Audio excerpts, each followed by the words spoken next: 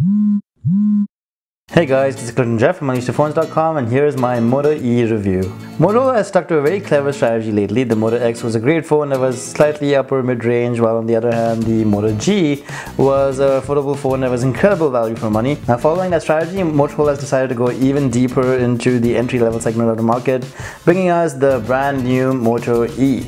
The Moto E is priced at a very aggressive $130 abroad, while it's about Rs 7,000 here in India. Alright, starting with retail packaging, I did a quick unboxing of the Moto E just to show you guys what you get with it, and it's the bare minimum. You just get a charger and that's about it, along with the user manual. So you get no headset, no micro USB to USB connecting cable, none of that. In terms of design, the Moto E looks a lot like the Moto G.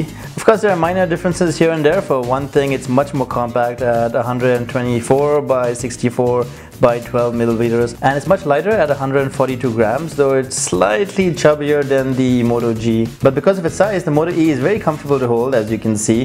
That's mostly because of the arched back casing and the very solid construction. It's mostly made out of plastic, but of a much higher quality than something you'd get from a Samsung product. And the back panel is interchangeable, so you can even remove these in case you want to buy a different color back panel, helping you personalize your Moto E that much more. But really, the build quality is quite impressive, considering that Motorola could have gone in a different direction and compromised on this to save on cost. Instead, they decided to make a phone that does not feel cheap at all. Another place where manufacturers usually compromise with low-end smartphones is the display. The Moto E has a 4.3-inch 540 by 960 IPS display. That equals to a pixel density of about 256 ppi, which means the display is good enough for most day-to-day activities and it's okay for reading content on the internet. But don't expect text to be too clear. That being said, the display has pretty bad viewing angles, so you can see that if I move the display even a little bit, those colors and brightness all change dramatically. The display also doesn't get very bright outdoors, so it's really hard to use outside in sunlight. But indoors you can see that the display has very punchy colors and generally looks okay as long as you're viewing it straight on. Above the display you have the centrally located earpiece, as you can see right there. There's no front-facing camera, unfortunately, and below the display you have a front-facing speaker. That's a very interesting design, and as you can see, the Moto E looks very clean because there are no capacitive touch buttons at the front. Instead, it just uses on-screen navigation button. Apart from that, the design looks similar to the Moto G. At the top you have a lone headphone jack, you have the power and volume controls at the side, and a micro USB charging port right over there, and nothing on the left side. But at the back you have the 5 megapixel fixed focus camera without any flash. Underneath the rear casing you also have a micro SD card slot, and another interesting thing about the Moto E is that it's also water resistant, so it can survive minor splashes but don't take the swimming. Alright, moving on to hardware, the Moto E is powered by a dual-core Qualcomm Snapdragon 200 processor with 1 GB of RAM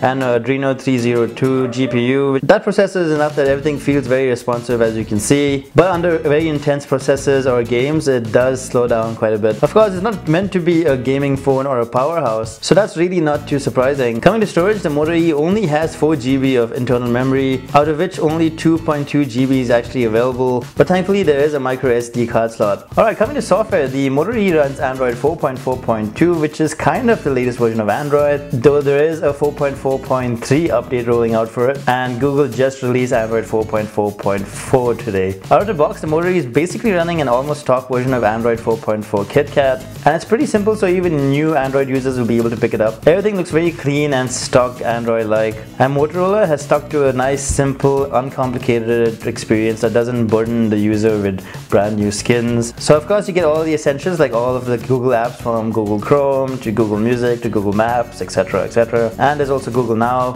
Of course, there are two new apps that Motorola have brought to the Moto E. One is Motorola Migrate, which is a new tool to allow you to bring in content and media and contacts from any older phone. There's also Moto Alert, a new tool that Motorola has to alert certain people to your whereabouts. There's a follow me function that you can use with Moto Alert to send out periodic text to specified emergency contacts in case you're worried about where you are and you want to broadcast it to your friends. Coming to typing, the screen is a little small, but the keyboard is nicely spaced and does a good job, though it does feel a little bit cramped when you're typing. Likewise, you can flip it over to type in landscape if you want. Coming to web browsing, the Moto E does a good enough job and everything is very responsive, as you can see. Page rendering can sometimes be choppy and can play catch up to your speeds when you're scrolling around, as you can see.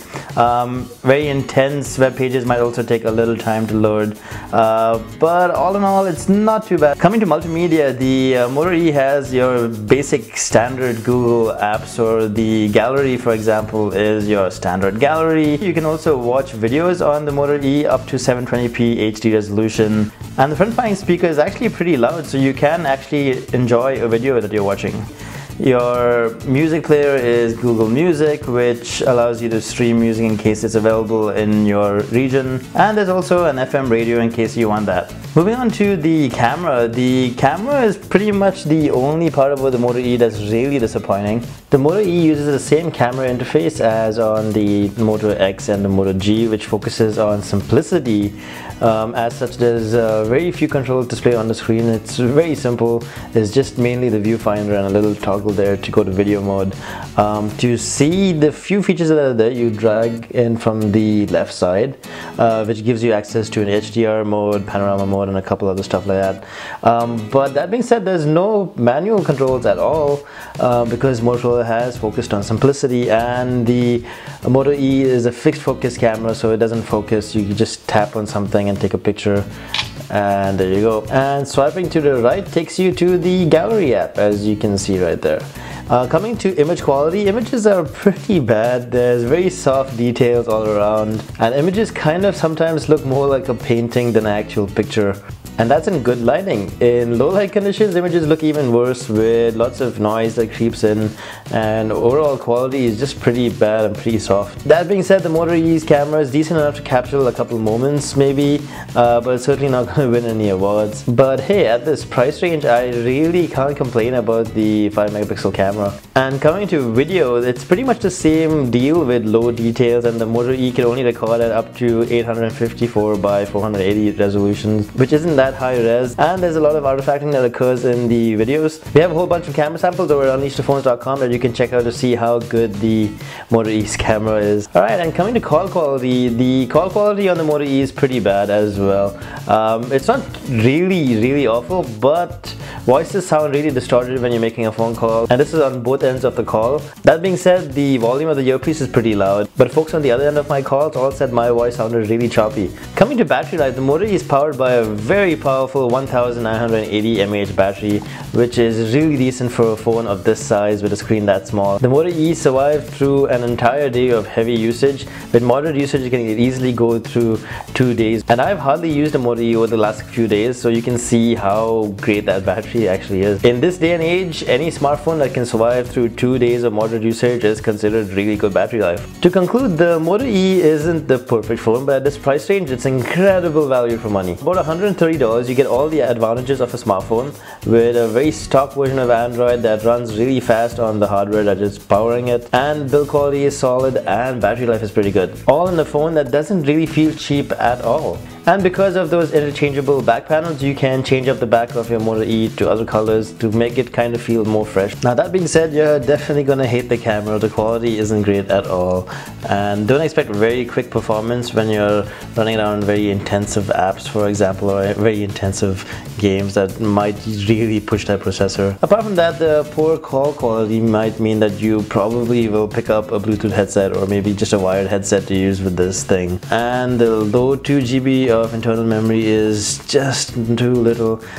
Thankfully, the micro SD card slot helps with that, but it's really very little memory to work with. Another thing to note is that Motorola's customer service might not be great wherever you live, so you should do some research and see whether Motorola has decent customer service in your country. On the flip side, if you pick up a Lumia 520 or a Lumia 620 or 630 at this price range, you will know that Nokia or now Microsoft does have better customer service in most parts of the world than Motorola does. But all things considering, at the end of the day, the Moto E is just really hard to beat at this price range, and Motorola has succeeded in making a really great affordable smartphone for a very low price tag. So that's what I think of the Moto E, guys. As always, if you have any questions, you can let me know right in the comment section below, or check out our full written review of the Moto E right over at unleashthephones.com.